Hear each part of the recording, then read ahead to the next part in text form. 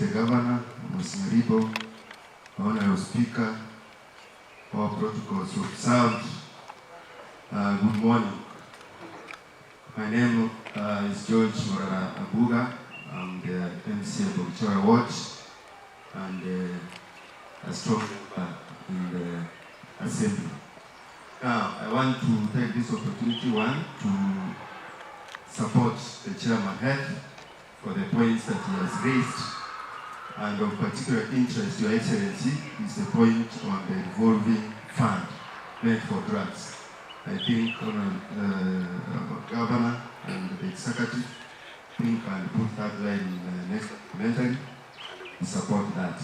Two, Your Excellency, the embarrassment that you got last time, I hope the CT was cut in, will put a system, probably an SOP, to address the launching of drugs, so that as you launch, we are very sure that the drugs that are in the order are the same drugs that have been delivered.